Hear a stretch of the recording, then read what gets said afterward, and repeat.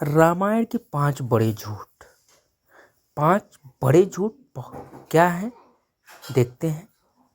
दोस्तों, आज मैं आपको बताने वाला हूँ रामायण के वो 5 झूठ जो श्री राम के जीवन पर बनी रामायण में दिखाए गए हैं। ये झूठ एक बार तो इंसान को सोचने के लिए मजबूर कर देंगे। तो चलो इन 5 झूठ से आपको रूबरू करवाते हैं। नंबर 1, कुंभकर्ण की 6 महीने की नींद।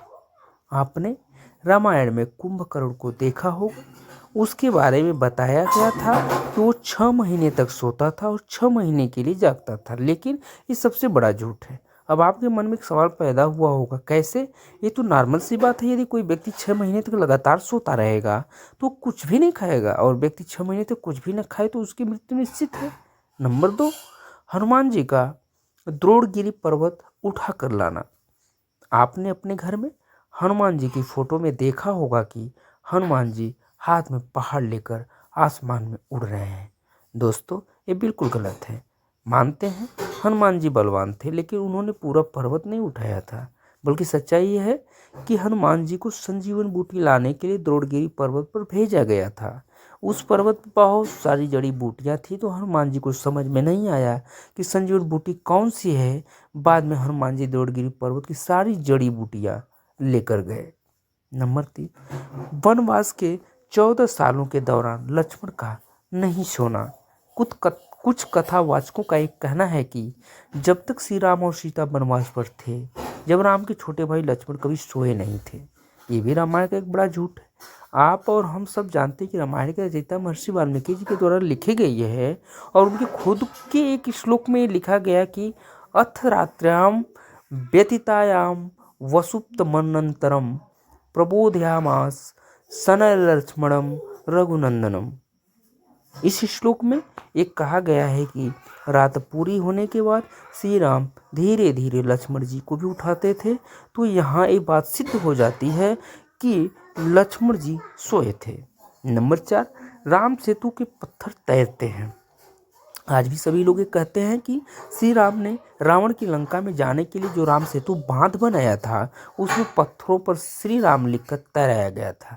और लोग आज भी इस बात को मानते हैं कि, लेकिन ये बात बिल्कुल गलत साबित हुई। इसका सच जानने के लिए वाल्मीकि द्वारा लिखी गई रामायण पढ़नी चाहिए।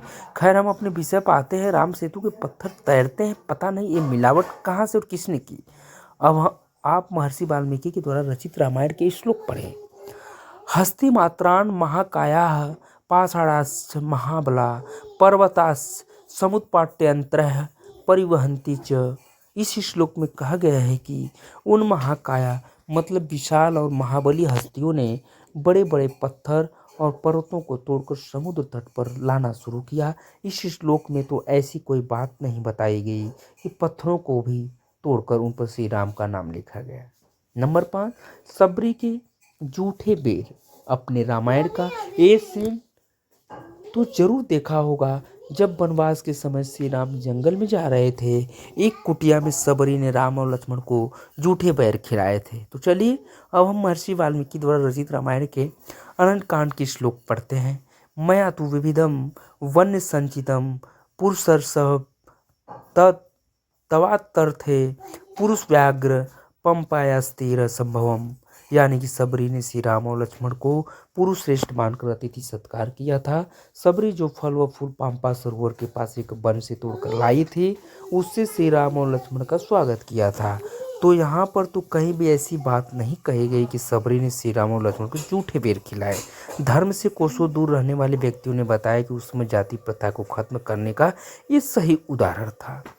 इस कहानी को सुनने से हमें बहुत अच्छी प्रेरणा मिलती है। कृपया आप लोग चैनल को सब्सक्राइब करें, लाइक करें। धन्यवाद।